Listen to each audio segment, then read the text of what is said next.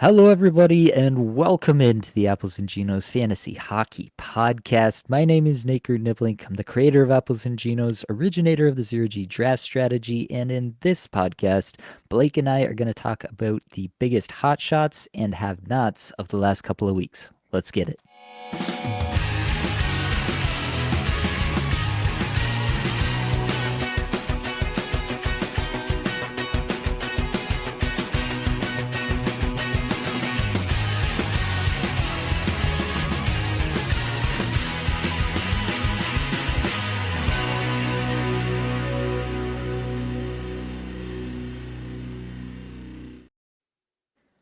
And of course, I have your friend and my best friend, the man with whom I can never contend, Blake Creamer. How are we feeling tonight?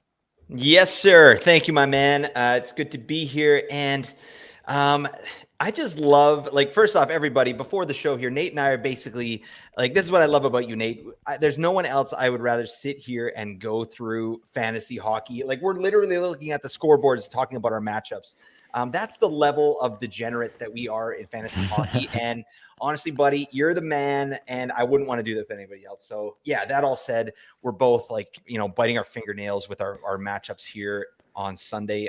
Everything hangs in the balance with these games. So, yeah, the end of the episode could be a happy ending or a sad ending. Let's go for the happy ending, right, Nate? Giggity. Yes, I think everybody prefers happy endings. So we were both talking about a couple matchups. I got a barn burner. I'm literally 0.5 points up on my opponent right now. He's got Crosby left, 2 more periods to go there. I've got 1 more period of Ryan Strome and Cam Fowler and 2 more periods of Chris Letang and Matthias Ekholm, and I do not feel confident.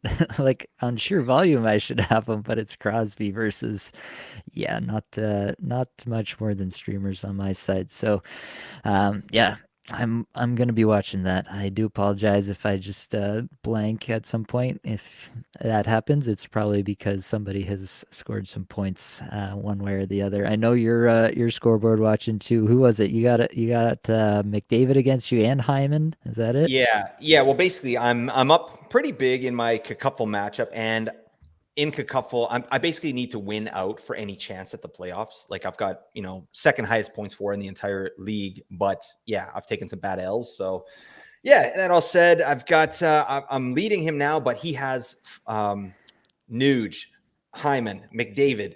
He picked up Yeah. Calvin Pickard as well. So the Edmonton Mhm. game, yeah, that's really my fate right there. So I'm watching that closely, and if Pittsburgh can get it done, I'm getting the biz. All right. Well, we should probably also get to biz here. We should hit it Segue. with some newsies. Let's talk about this Anaheim team playing as we speak. We had Mason McTavish out with a lower body injury. Lil Carlson still out with his upper body injury. No timeline on either yet. John Gibson came out of this. Well, he didn't go into the game, but he was out of the game with an illness as well. So, and then what was it? Terry went down the tunnel. There's Yeah. a few things happening in this game here for the Ducks, and yeah, it's just hard to be excited about anything going on. I was checking out the box score here, and Minchikov was leading all Anaheim defensemen in time on ice, and I was like, oh, that's kind of cool. And then I stopped to think about it. I'm like, but who's he playing with right Yeah. now? Yeah. It's not great for anybody in Anaheim. Matt Zuccarello is out for the game today for personal reasons. Maybe that's why Minnesota barely squeaked out a last-second victory over the San Jose Sharks here today. Kent Johnson out for the season with the torn labrum. Tough to see. Feels like a guy with a lot of potential, but just really hasn't been put in a position to succeed with the tire fire that Columbus has been for really the last couple of seasons now. Elvis Merzlikins, this one hurts. He's out with an upper body injury, and that's obviously going to probably affect his availability for any potential trades. So, yeah, you'll have to watch that as well. Hopefully, it's a short term thing and he can get back to health and find his way to a team that will actually provide some defense in front of him. Evgeny Kuznetsov cleared from the players' assistance program, sent down to the AHL. This was the plan. Could be an option if and when he comes back. I don't know. It really depends. Does Evgeny Kuznetsov really want to play? It kind of seems like that's where things are at. Like, how badly does Kuznetsov want to be an NHL player? Clearly Yeah, nobody picked him up on waivers. Nobody wants to take on that contract, so it's really up to him what he wants to do from here on out. So I would wait to see when he comes back, wait to see where he goes in the lineup, wait to see if he's able to get any sort of normalcy going once again. But yeah, I have some hope. Obviously, Washington's got a good playoff schedule as well, so something to watch there. Brady Tkachuk missed his first game in a long time with an upper body injury. There was some conflicting reports. It seemed like he was going to be good to go on Saturday, and then he was pulled from the game. So watch that one as well. And then I don't know if anybody really cares about this sort of thing, but Elias Pettersson did sign an 8-year contract. I'll turn the mic over to you, Blake. Talk to me about your Pettersson love. Oh, yeah. I mean, it's just common sense. This guy's a unit. I mean, he's going to probably get 100 points again this year. It's a great signing for the Canucks. I'm super stoked on it. But it just draws, like, it makes me realize how horrible that the Canadian media can be. You know what I mean? Like, they just make stories out of anything. Like, this whole thing became this huge ordeal about Pettersson not signing, and like because some story was leaked about him talking with the Carolina Hurricanes. Just let the people play and let them sort it out. Like he always wanted to play here. He said that in the past, but it just became this big story that was bigger than it should have been. So I'm super happy this is done though, because I think that probably was looming a little bit over his play and the Canucks in general. So now this is done, I think it's going to be arrows up for the Canucks. Book it. All right. Well, we better get into some hot shots. At the top, as we do, we're going to touch on one star who's absolutely been lighting it up as of late, and it's Kucherov. I kind of thought, honestly, like Kucherov obviously had a tremendous start, and I kind of thought there might be a point at which he just ended up starting to take a little bit of a decline back towards more of his career norms. But nope, that is not in the cards for Nikita Kucherov. Skating 22 minutes a night on average on the season. And yeah, everything's just continues to come up. Nikita Kucherov, 10 points his last 5 games. He's actually skating closer to 23 minutes a night in the last 5 games here. Underlying numbers, he's never been like an absolutely crazy top of the line shots per 60 guy or individual scoring chances for per 60 guy, but he's actually got the highest shots per 60 of his career this year, and the individual scoring chances for right in line with his career numbers. Shooting percentage right in line. IPP is pretty high, but he's done this before, so Yep. that feels pretty sustainable. Yeah, the everything's like on the high side, but not like out of the realm of possibility for a superstar like this. So you do kind of feel like this might just be who Kucherov is. 50 goal, 139-point pace on the season. What do you think, Blake? Like, if you had to handicap it rest of the season, would you go under on that? Under on the what? 139 points? Oh God.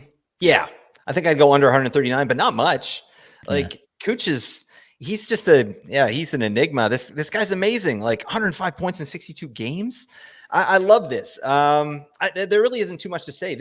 Besides, like, this guy's one of the best power play performers like ever. He's got 42 power play points already in 62 games. I love the ice time. Like that would be a career high of ice time for him, right? Last year he was 20 minutes 08. Like this year he's just under 22 minutes.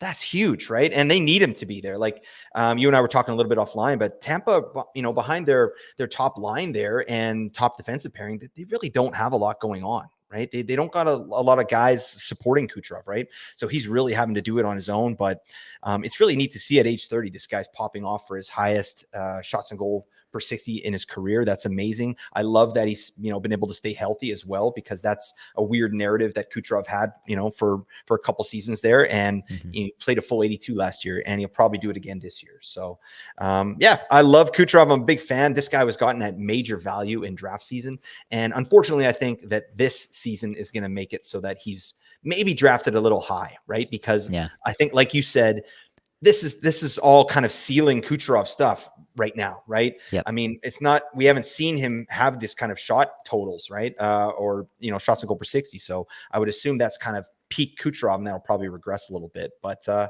who cares? This guy's an amazing fantasy asset, and he should be top 6, top 7 drafted Easy. next year. Yeah, no question. All right, let's move over to Jonathan Marchessault, who's got 4 goals, 9 points in his last five, skating just over 18 and a half minutes a night. On the season now, 43 goals, 71-point pace. He ranks 20th in the league in shots per 60 on the season, so that's up there. Individual scoring chances for per 60, a little bit more modest, 78th in the league there. On ice numbers are solid, but not terrific. On the season, he's skating, a little bit less, 17:41 average time on ice there. The kind of interesting part for me about Marchessault is, yeah, the shooting percentage is higher. He's only had one other season where he's really approached this like 15% plus. Normally, he's much more of a like 11 to 12% shooter, somewhere in that range. But this year he's up at 15.5%. And the on ice shooting percentage is something that we really haven't seen from him. Typically, he's been more in the 9 to 10% range. And this year he's up over 11%. So you got a couple of boosting metrics there. But really, like, theoretically, he has more time on ice ceiling to give, as evidenced by this last 5 game stretch where he has gotten some more ice, extra minute or so there.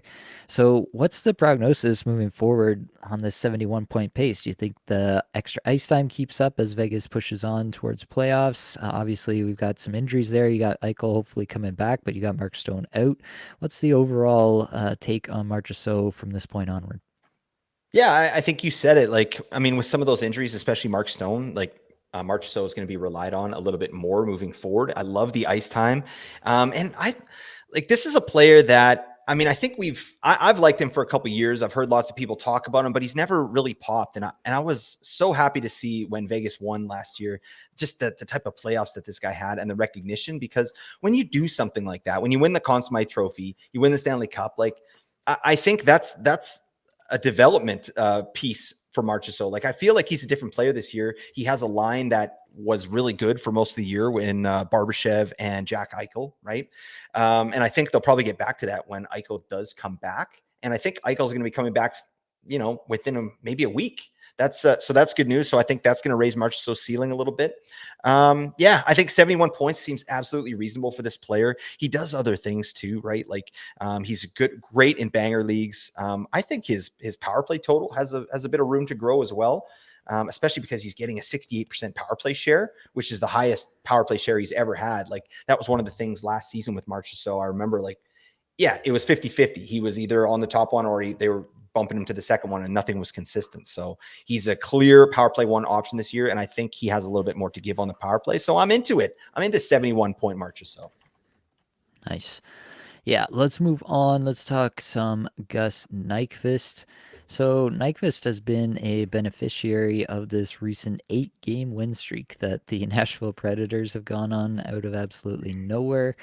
In the last 5 here, he's got 8 points, including 3 goals, averaging just 16 minutes through there, which is not as high as he has been at some points throughout the season. Like on the season, he's averaging over 17 and a half. So realistically, this is kind of a low water mark for him.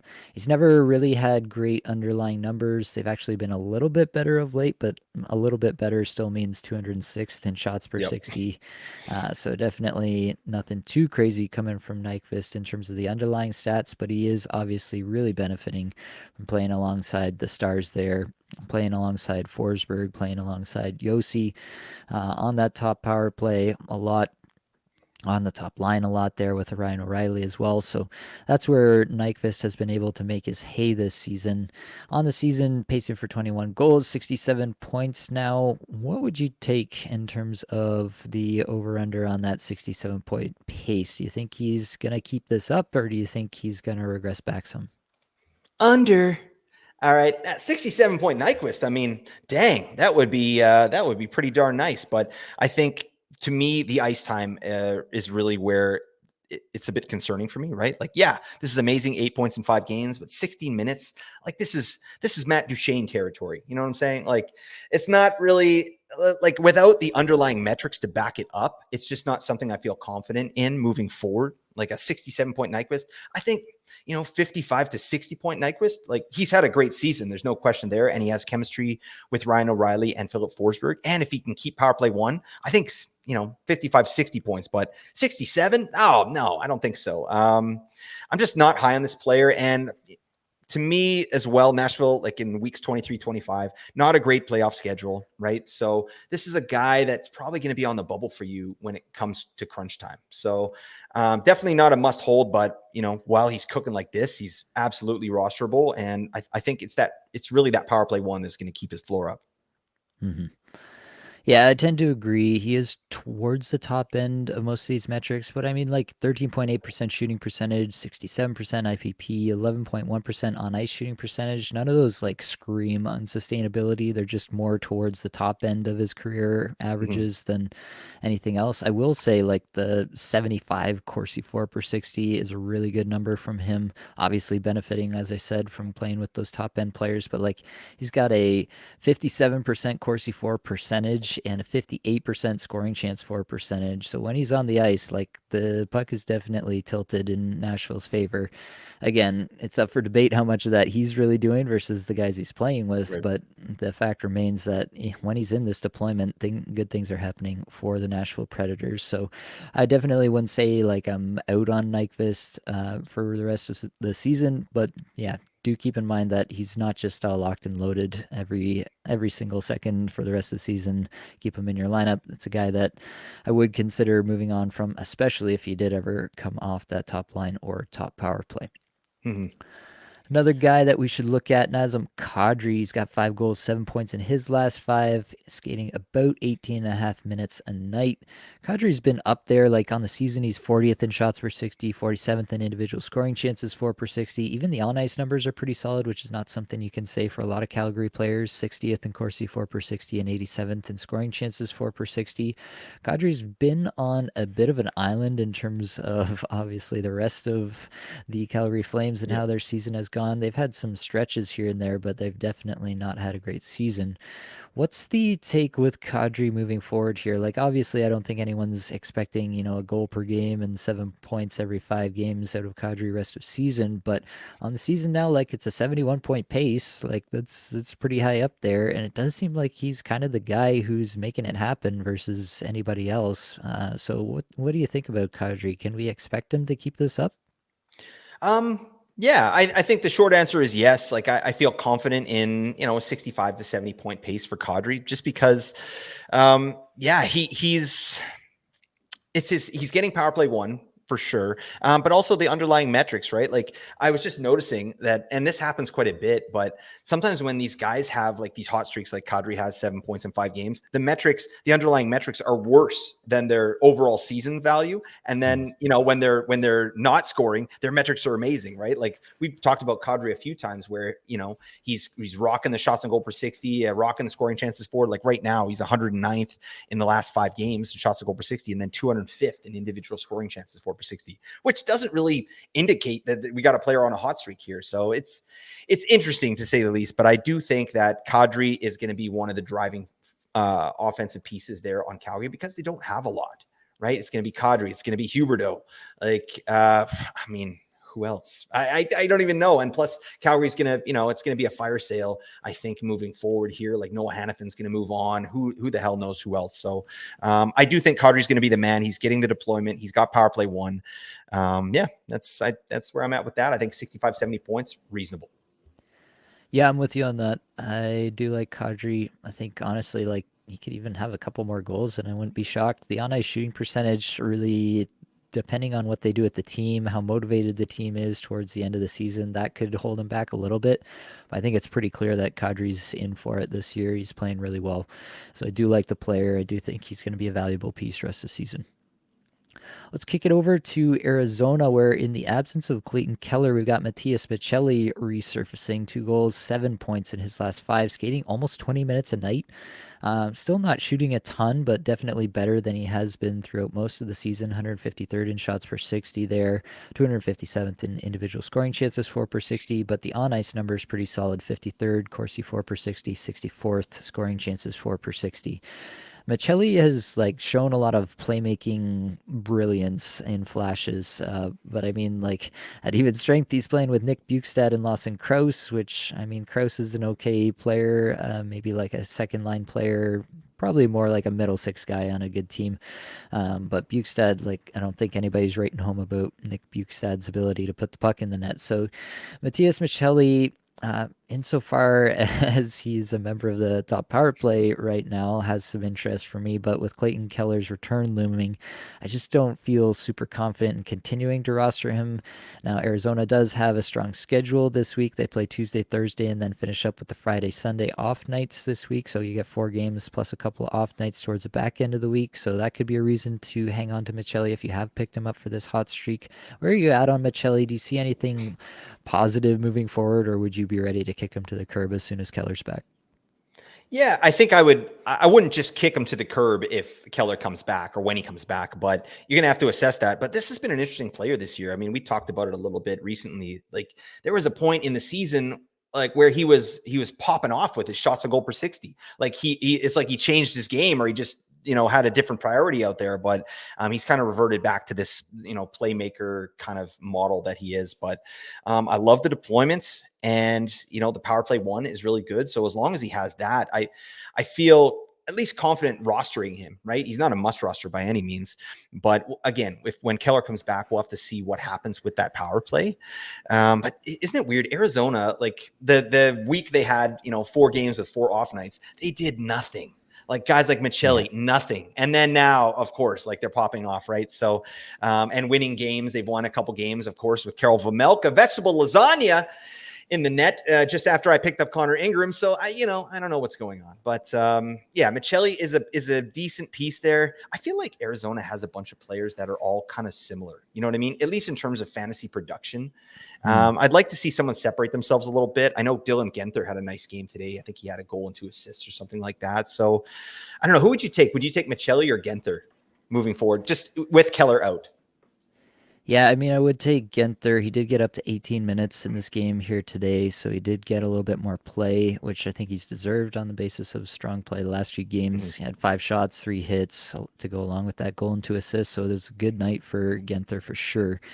So yeah, I think I'd still take Schmaltz over Genther just because the role is so much more assured. But yeah, Genther definitely playing himself into more of a role, it does seem like, and I do kind of feel pretty strongly about Genther next season. Michelli, I Nice. tend to agree. It's really hard to trust him. I would want to see where he slots in with Keller coming back, but I tend to think that really the role that Michelli's been playing on that power play especially is Keller's role. Just be the guy with the puck and distribute, make it happen. And he's been able to do that to his credit, which is a good thing and a good thing to file away for any future point at which Keller might be injured. But when Keller comes back, I think the most likely scenario is that Michelli just kind of drifts back into irrelevance for fantasy purposes. All right, let's move on. We definitely have to talk about Tyson Forster. This guy's got 6 goals, 7 points in his last 5 games here, averaging over 19 minutes a night. Torts absolutely loves this guy, hangs up a poster of him over top of his bed every night. So I've heard 72nd in shots per 60, 95th in individual scoring chances for per 60 over this last 5 game stretch. What are we at?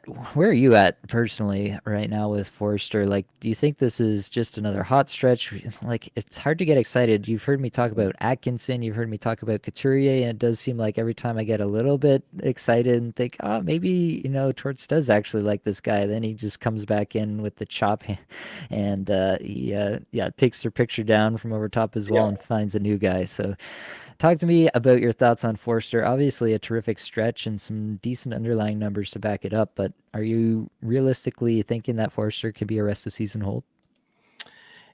I'd need to see more, right? This is a great stretch, but like Torts is, he's of the mind, like never let him know your next move, right? That's where he's at. He's like, okay, yeah, we're going to feed this guy 20 minutes a night. How about 11 minutes? Boom, out there. Yeah. How about a healthy scratch next game?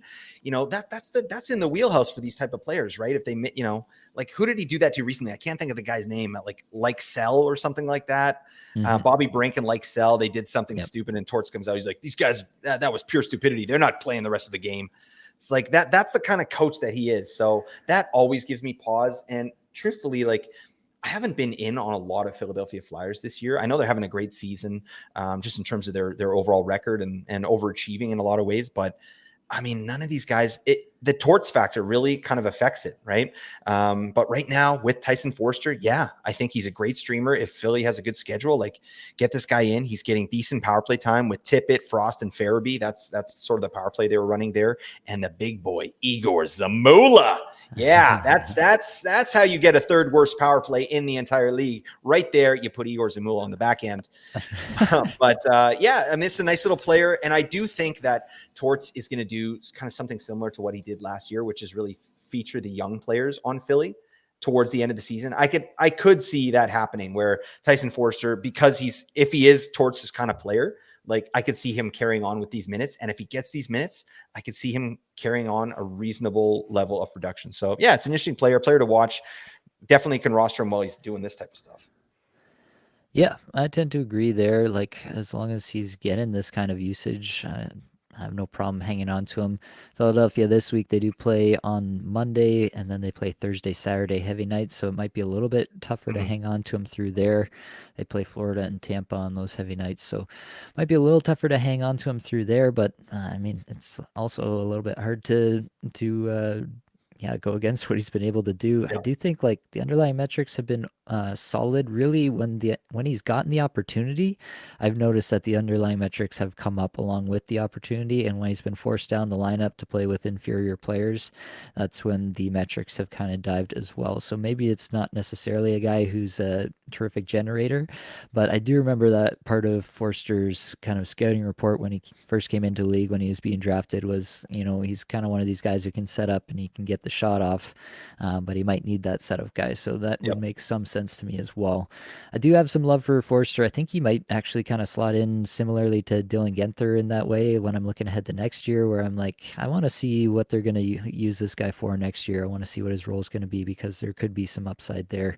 Could be one of those guys you want to jump on early next year, and he might actually end up being a long-term hold for you. So just something to file away on those two. Another guy that I would be considering in a similar light is Shane Pinto, who's got 2 goals, 6 points in his last 5. Guy that we shouted out as looking good under the hood last week, and he's been absolutely lights out since. Just under 18 minutes a game in this 5-game stretch, 20th in shots per 60, 36th individual scoring chances 4 per 60, 18th Corsi 4 per 60, 26th scoring chances 4 per 60. He's now on a 27-goal, 73-point pace in the 18 games that he's played. So definitely a small sample size alert there on those numbers, but really, really strong stuff from Pinto. 18 games through these 18 games, if you include him in the sample size, he's 9th in the league in individual scoring chances 4 per 60. So really hard to say anything other than Pinto's been terrific when he has played this year. Now you got Josh Norris out. You got a little bit of runway here for Shane Pinto. How excited should we be about Pinto? Do you think this 73-point pace has a chance to hold rest of the season? You should probably be about as excited as, when you go to a restaurant and you order pico de gallo, some tortillas, and the pinto bean. Oh, yeah, buddy. I'm all over the pinto bean. I love this player. I think, first off, must roster player to me. He's 26% rostered. What the hell are we doing? This makes no sense. You got to add Pinto and do it now. But it's weird looking at his metrics here, like especially over the last 5 games. Looks like he could do even more, right? Yeah. Last 5 games, he's 20th overall in shots and goal per 60, but he only has 11.1 shooting percentage and an 8.7 on ice shooting percentage. Like that's low. Like he could, he could do more, right? He could score more goals. Like Ottawa's obviously it's been rough times there, but I mean, Pinto's floor is rock solid with Josh Norris out. And obviously we got to see what happens with Brady Tkachuk here. But yeah, it looks like Pinto is playing really well. Batherson is playing really well for the Senators. And I think Pinto's going to be a rest of season hold. No question in my mind. But yeah, hopefully, especially if he stays on power play 1, right? Because Ottawa does get a ton of power play time and he's on there. So I do expect, I don't know, this pace here. Like, yeah, it is a small sample size. So what is it? What did you say? 73. That seems a little spicy. I mean, 60-point Pinto to me, maybe 55, 60-point Pinto pace rest of the season. I'd be absolutely happy with that, especially with these metrics underlying here. Yeah, I mean, if the metrics keep up, I think he's got a chance to do the 73-point pace. The real question is whether he can sustain this level of production, whether he can sustain the spot in the lineup. Yeah, does Tkachuk stay healthy? Can he stay on a line with Tkachuk? Because obviously Tkachuk is a big time shot and chance producer. So all that will be factors for Pinto, but regardless, it's really nice to see the underlying numbers here. And until the underlying numbers start to fade away, I will have a ton of interest in continuing to hold Shane Pinto. All right, I want to talk about a few defensemen before we switch over to the have-nots. Let's talk about Josh Morrissey real quick. In the 5 games before the game tonight, which he scored a goal and an assist in, much to the chagrin of my Cacuffle team, who is facing him in my matchup this week, he had 11 assists in the 5 games prior to the game here tonight, averaging just under 24 minutes a night. Not really doing terrific in terms of generating a ton of shot attempts, but he is 39th still in shots per 60, which is passing marks. 64th in Corsi 4 per 60, 27th in scoring chances 4 per 60 on the season, 10 goals, 68-point pace. Where are you at with Josh Morrissey? Has he kind of climbed back into that more or less top tier of defensemen? Maybe, not right there up with Makar and them, but like one tier back of that. Is that where Morrissey sits for you? Yeah, I love this. I mean, it's a player that I expected a regression from, like definitely coming into the season, and it looked like that was going to be the way. But yeah, lo and behold, 11 assists in 5 games. My goodness, the Jets are really riding him, giggity, and he's obviously Bonus's guy. Like he loves him out there. He gives him a ton of minutes. So I think especially after this last little bit, I feel absolutely confident that this is while he's playing for Bonus, this is going to be what we can expect from Morrissey, right? Like a 68-point pace. I love that.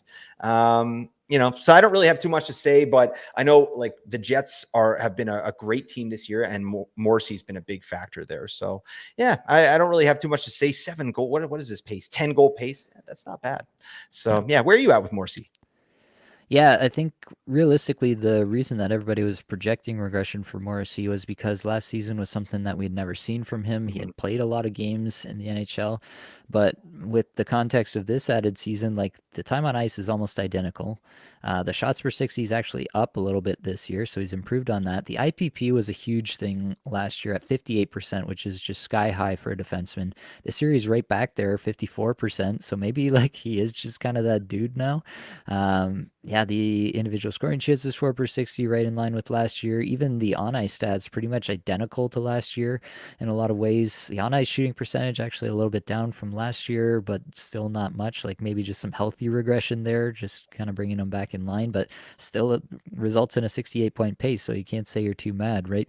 So overall, I do kind of feel like this is probably who Morrissey is. Like somewhere in the 10 to 12 goals, 65-ish point range is probably my new baseline for Morrissey moving forward. It is really rare, I will say. Like, I don't know that we were wrong to expect regression from Morrissey because it is so rare to see a defenseman. Like, what did he play? Had he played? He had played something like 300 games prior to last season when he had the big breakout. So, for a guy to play 300 games, then just have a massive, massive breakout to that level and then sustain it the next year right away, I don't know that Yep. we were totally wrong to expect some regression there. But yeah, I guess lesson learned and kudos to Josh Morrissey. He is absolutely doing the thing, and now it's starting to look like a new baseline rather than, a guy who we should continue to expect to regress moving forward. Lastly, here, I want to talk about a couple of defensemen. We can do a little compare and contrast as we do. We got Shane Gostisbehere and Travis Sanheim, who have identical 2 goal, 5 point stretches in their last 5 games. Gostisbehere plays a little less, just over 19 minutes. Sanheim a little more, just under 22 minutes. But Gostisbehere definitely has the better rate stats, 11th in shots per 60 and 63rd in Corsi 4 per 60 to 99th in shots per 60 for Sanheim and 157th in Corsi 4 per 60 for Sanheim. On the season, Gostisbehere's pacing for 12 goals, 53 points. Sanheim for 11 goals, 48 points. Rest of season, you got a favorite here. I think Sanheim has been picking up some steam. I've heard some Mhm. people adding him back and talking about dropping people like Gostisbehere for Sanheim. Are you particularly swayed to one player over another here? Yeah, it's an interesting question. I don't have either player, and I haven't all season. Just because for Gostisbehere, it's the deployment, obviously, right? Like, yeah, he's a great offensive player with awesome metrics and a decent point pace, like you said, 53 points. But I mean, 18 to 20 minutes a night. That's not really what I want to see from a roster player that I've got there. And then Sanheim, yeah, he had a great start this year, and sort of fell off. I remember, a report coming out at some point towards just saying like he played him too much, and like he was kind of backing him off a bit and putting other guys in there. So, but he's shown like he can do a lot of stuff, right? So, I mean, I think it depends on your format too. If you're in a bangers league or with heavy banger weighting, like Sanheim's your obvious option. He's getting way better deployment, even though he doesn't play the power play very much. But Gostisbehere will probably get more points, right? And he's getting that power play time. And yeah, Detroit has some, to me, better offensive weapons to play with Gostisbehere. So I think if I had to in a bubble, I'd probably go Gostisbehere because I like points. But I mean, it's fairly close. I don't know where you at with these guys. Yeah, I think I'd take Gostisbehere over Sanheim. Definitely, Sanheim has the edge in terms of like bangers, cats, hits, blocks. If that's your format, then maybe you prefer Sanheim just for that fact alone. But I do think that, yeah, Gostisbehere seems to be a little bit more locked into a power play role there and kind of being that specialist. Not going to get a ton of even strength time, but definitely going to get lots of power play time. The IPP is high there for both of these guys, 56% for Gostisbehere, 53% for Sanheim, but I tend to believe it a lot more for Gostisbehere also just because the greater percentage of his time is coming on the power play where you might expect him to have higher Right. efficiencies. So overall, I will take Gostisbehere in points, but I could see the argument for Sanheim in a banger's cats. All right, before we move over to have nots, I got to take a second. I got to plug the Apples and Genos Discord server. Almost 1,100 managers in there talking fantasy hockey all day, every day. So get yourself in there, join the conversation. People will love to give you their opinions on what you should be doing with your fantasy team. And I'm in there too. Blake's in there as well. We're all giving advice, talking to people all the time. If you need some more personalized advice, you can join the Apples and Genos Patreon, $5 a month. I will answer all of your questions if you post them in the patron only Discord section. And I'll make sure I get to all those, answer all your questions, get you set up. For $10 a month, you can get a monthly team review. I had some people join this past week and get a quick team review in, gearing up for playoffs. It's go time, right? So if that's something that you need in your life, $10 a month, get yourself a team review, get yourself set up. We can definitely do that for you. If you need some daily summaries on events around the NHL, the stats that really matter, I'd encourage you to go to applesandgenos.com every day and check out Mark Barber at 18 Skaters on Twitter. He's posting these daily summaries on the Apples and Genos website, and it's just a terrific way to get up to date, get up to speed real quick on what's happening across the National Hockey League, and especially on the metrics that matter for fantasy. And lastly, if you are enjoying what you're hearing, if you're on YouTube, throw us a like and subscribe. If you're listening on audio, rating, review, whatever your podcast provider allows, we would love to get some more reviews in before the end of the season. Everybody's been very generous with doing that for us this year, so thank you very much. And let's finish strong. Speaking of finishing strong, let's get into the have-nots, Blake.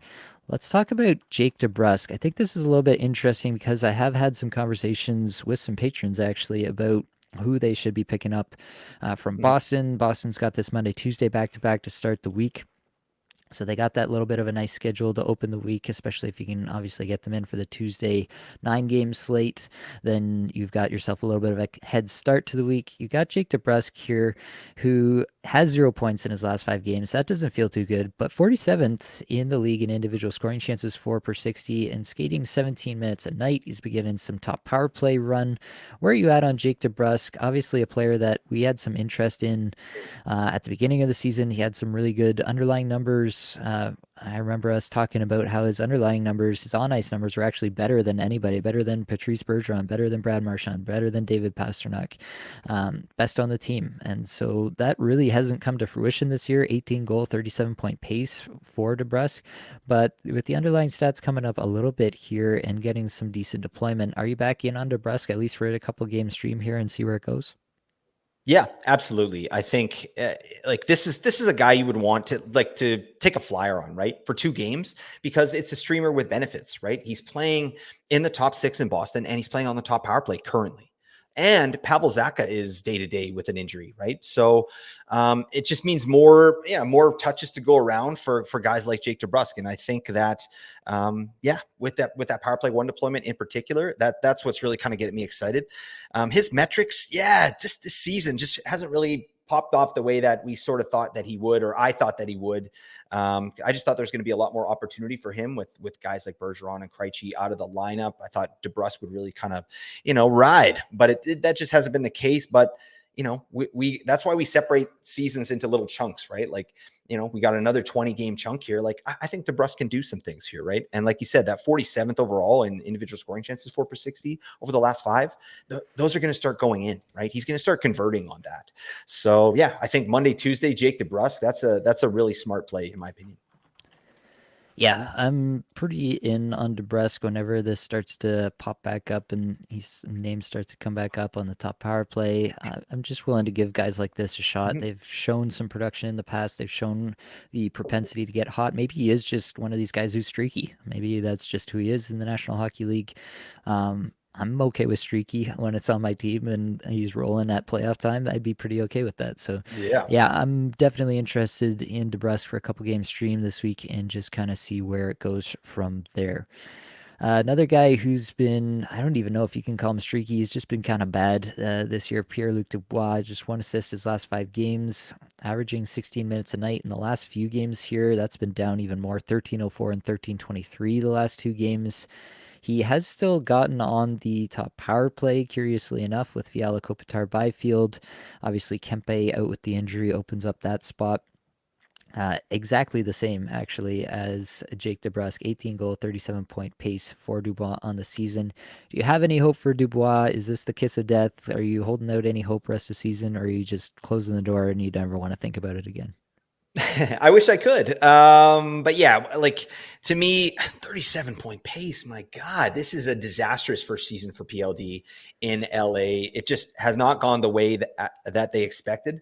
And again, this is a really telling sign with Kempe out right now. This guy's only getting 13 minutes time on ice. I mean, I know they don't play the same position, but like there should be more opportunity for a guy like PLD to be out there, right? Especially with his contract. But that said, like he's a good streamer for LA if you're looking for an LA player. But I mean, I wouldn't get your hopes up too much. Like, look at these metrics. They're terrible on the season. Like, on the season, he's 256 overall in shots to goal per 60.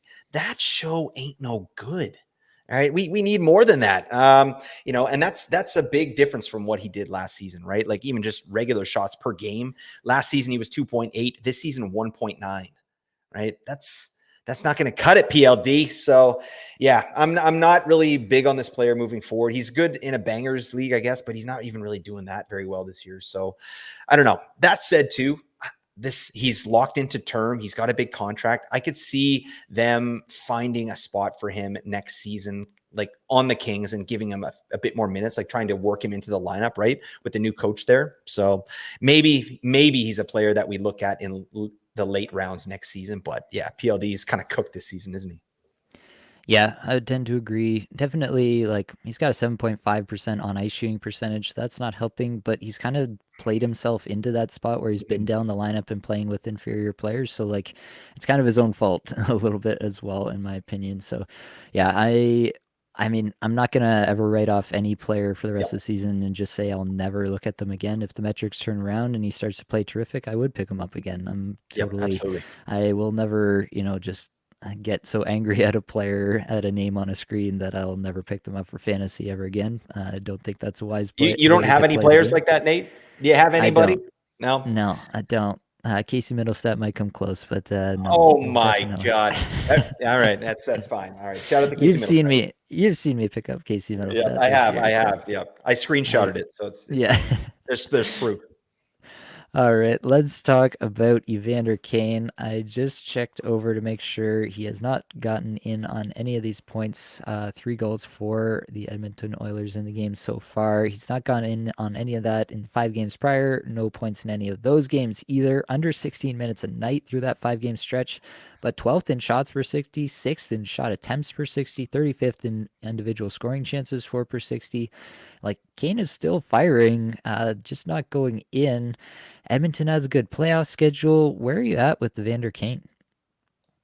You got to take a gander at Evander. You got to. All right. But I mean, obviously, this is not the season that we hoped for. I really thought that Evander Kane would be kind of a 30-30 guy this year. I thought that, he would get prioritized a little bit more. And it's weird. Like he just hasn't, like his shooting percentage right in line. Like it just, he hasn't been shooting as much on the season. Like his metrics haven't been as good as they are right now all season. Right. And they were elite last season. So that really kind of got me thinking that he might just be percolating, ready to pop, but it really wasn't the case, unfortunately. But he's still doing the thing. This guy he's a Cats League legend. Obviously, you want this guy in here, shots and hits and PIMs, all that. And yeah, great playoff schedule.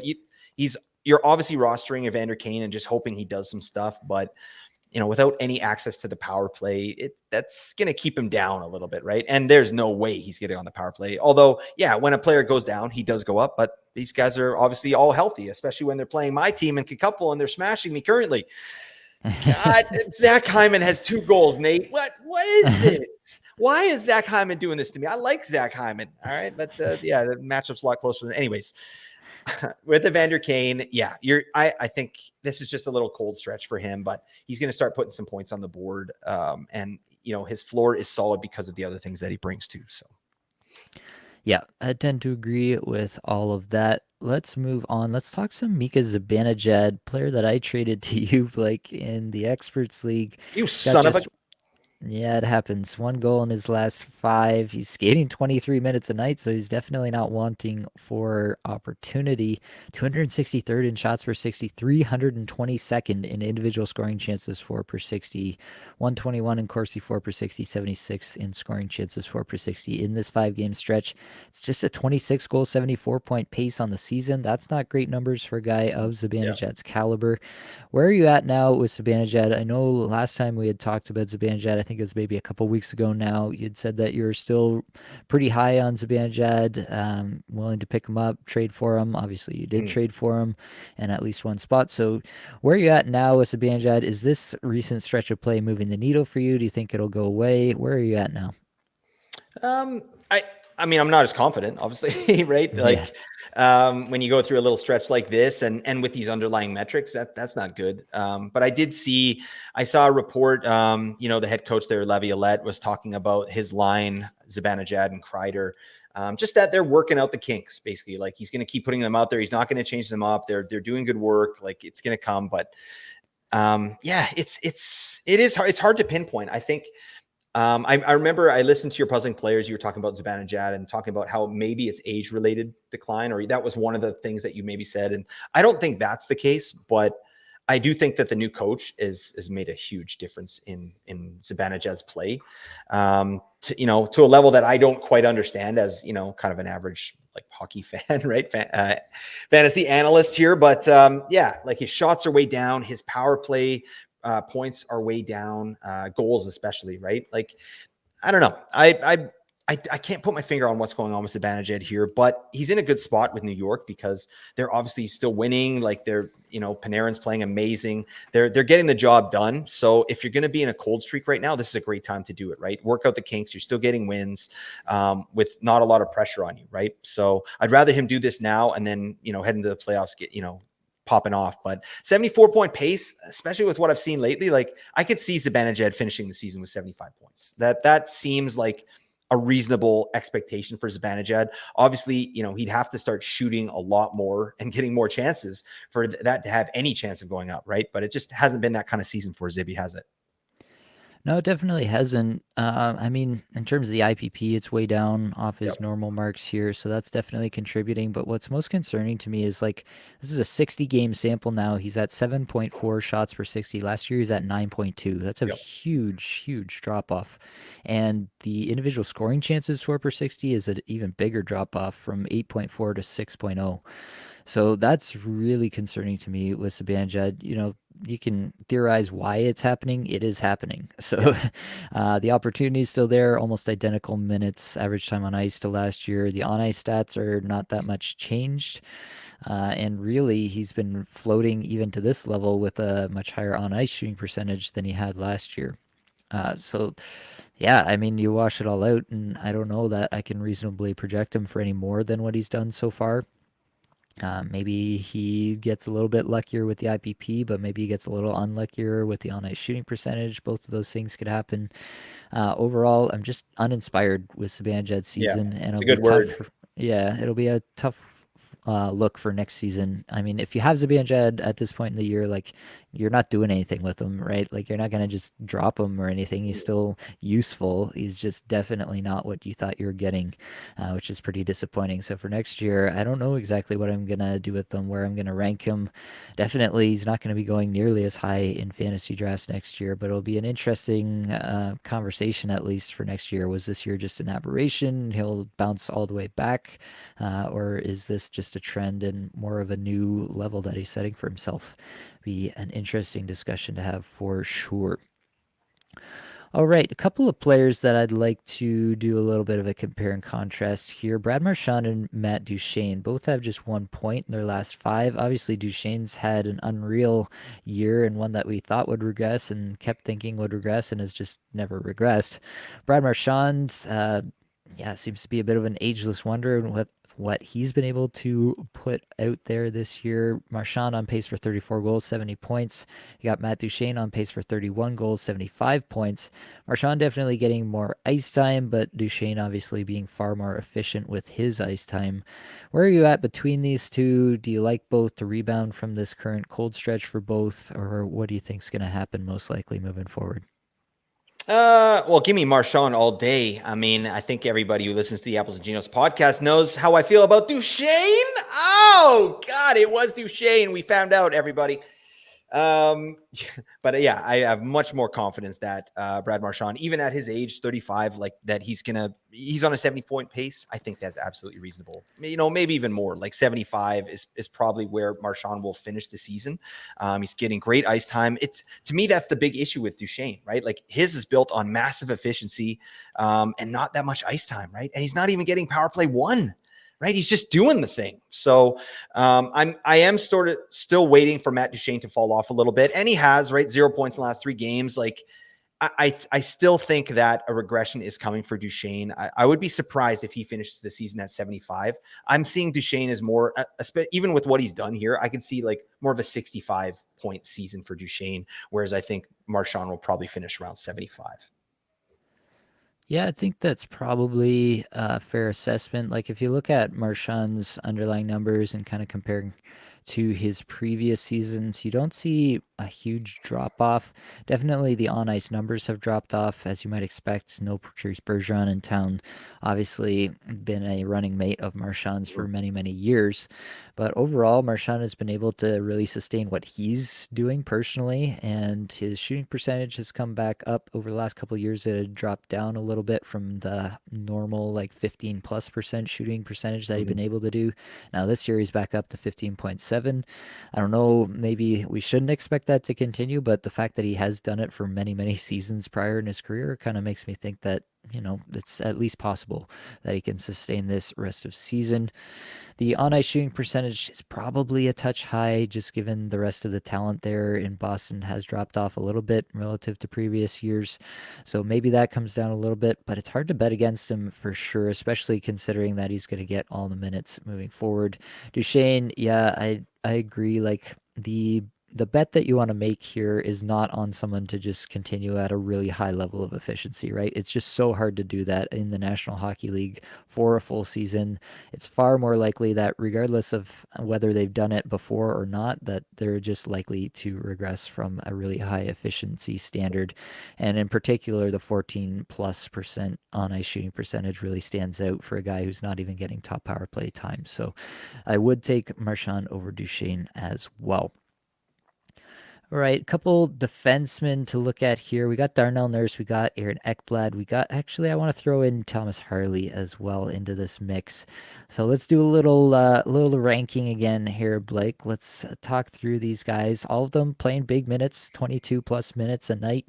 Ekblad has been a real disappointment this year, as has Nurse. Both kind of in that mold where they're not on top power plays or anything, but they are getting lots of minutes. The team that they play on scores a ton, and then you got the newcomer Thomas Harley, who's been wildly efficient, has really come on in a big way over the back half of the season. Stepped up huge when Heiskanen was out, got a lot of his points there. But even on the season, like 60 games in, 12th amongst all defensemen, individual scoring chances 4/60. That's indicative to me of a player who's jumping up into the play a lot and being efficient with those chances as well. So rest of season, Darnell Nurse, Aaron Ekblad, Thomas Harley, and let's go with a couple points format. Who you got?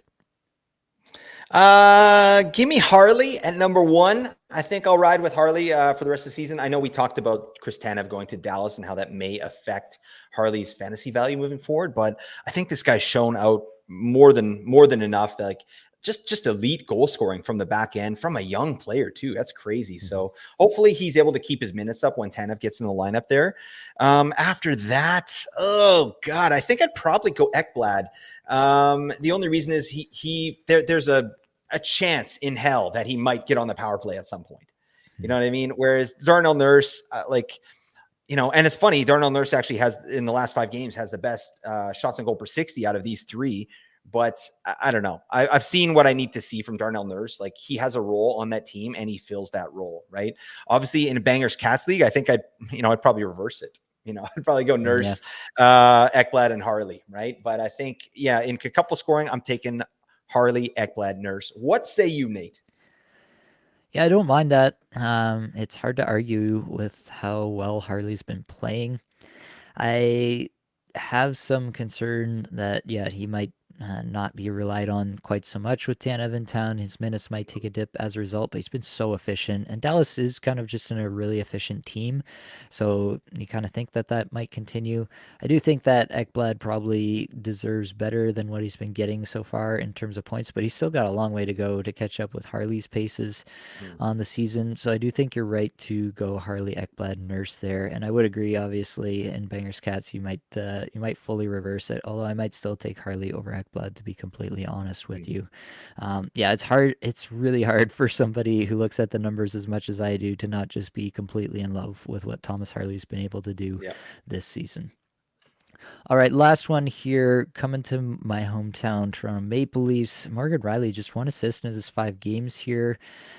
Still got 16th in the league in shots per 60. Obviously, the on-ice numbers are always going to be good attached to that Toronto offense. 15th in Corsi 4/60, 19th in scoring chances 4/60.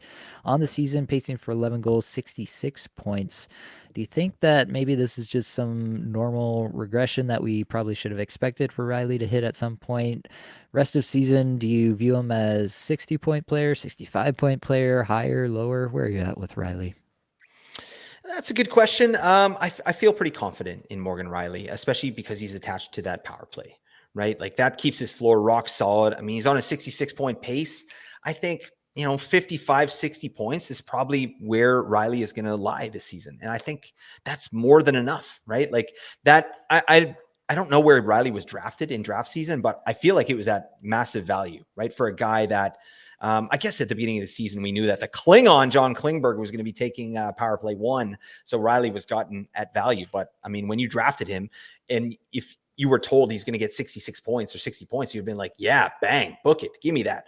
So, I mean, I think it's just managing expectations on defensemen, right? Like a 60-point defenseman, that's very valuable. And that's a great season for a defenseman. And that's what Rielly's cooking for right now. And I feel like, again, with his power play time, I don't see any problem whatsoever. And obviously, the way Toronto's been playing lately too, like that bodes well for his future. For sure.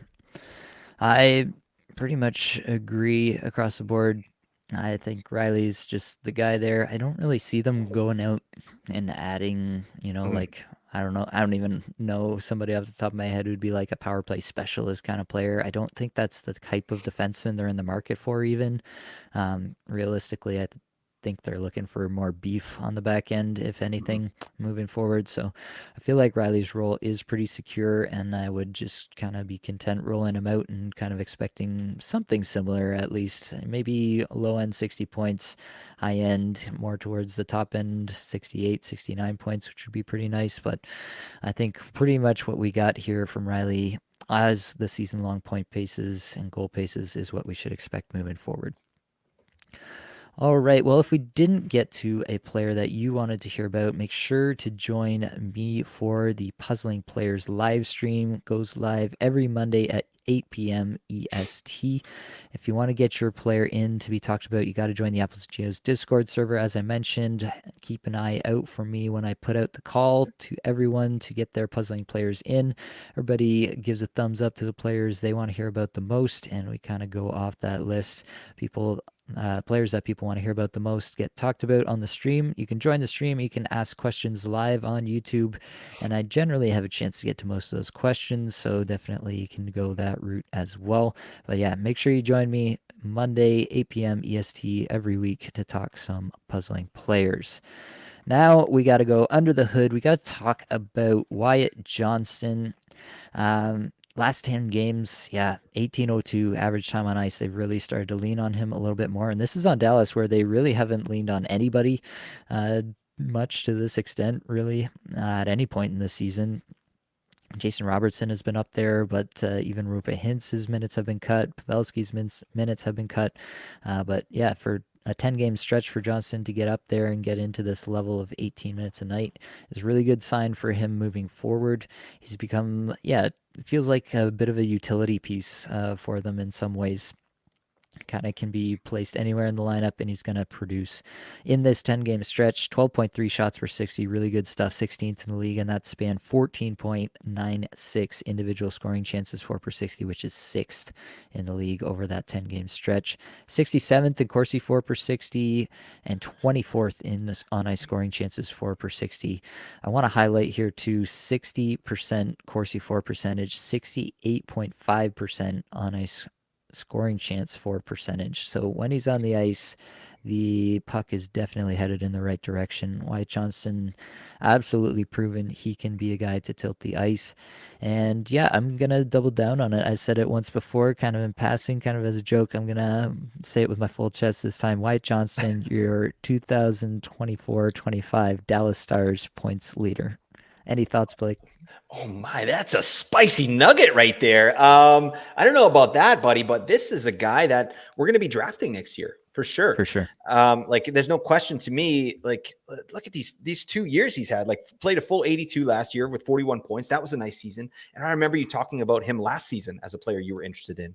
Well, yeah, this year, I mean, he's not, blowing the doors down, but like, now he's on a 56-point pace. And I mean, the Dallas Stars have some, they have a lot of veterans, right? Guys that they probably need to be moved down the lineup to give guys like Wyatt Johnston a chance. So I think once Wyatt Johnston is able to get on power play one consistently, like we're going to see blast off time. I think I think this is a really special player that took me a little while to sort of get onto, but I like what I'm seeing, and I love that they're sort of prioritizing him moving forward. And Dallas has a really interesting team just in general going into the playoffs. They got 3 lines that can get it done.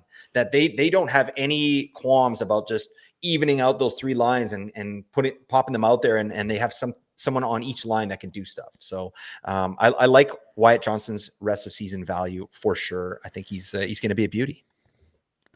Yeah, I mean, only 9 or 7 power play points rather on the season so far this year. Like, if he was consistently top power play there, you'd have to imagine that goes north of 20. Like, that's an Yeah. instant huge upgrade in terms of the power play there. So that would go a long way. And don't forget, like, this is a guy, he's only in his second season, Mhm. very much on the ascent in terms of his overall career. So I'm very in on Wyatt Johnston. would love to have him rest of season, and I think I'll be drafting him ahead of everybody else next year, no doubt in my mind.